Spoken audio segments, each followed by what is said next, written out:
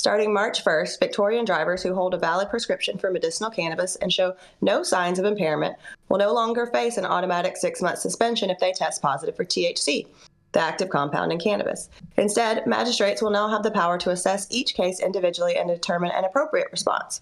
This change marks a victory for those who rely on medicinal cannabis to manage conditions like cancer, multiple sclerosis, and other health issues. Medicinal cannabis has been legal in Australia since 2016, but until now, patients face severe penalties even for trace amounts of THC, which can linger in the system for over a week. The amendment was passed in the Victorian Upper House, backed by legalized cannabis MP David Edershank. Edershank noted that under the previous law, patients could lose their license simply for following their doctor's orders. The new rule, however, allows them to appear before a magistrate and explain their circumstances.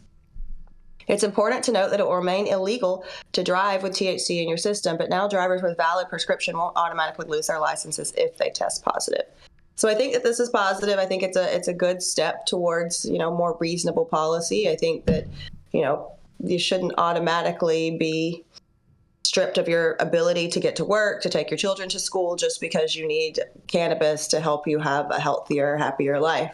I do, however, think that it's sad and frustrating that we're seeing all these countries who have legalized way after the U.S. pushing through more meaningful legislation before we can do that over here. So I'll throw it back to you guys, but I think this is a win for the folks over in Australia. This is great news. Is it recreational there, or is it medical? Just medicinal right now.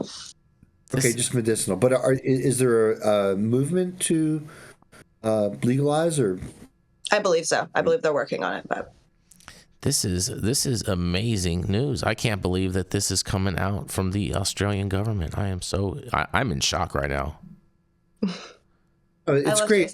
I mean, it's like any medication theoretically, that can mess with your impairment or make you too impaired to drive has to be looked at. But we all know cannabis is not that, right?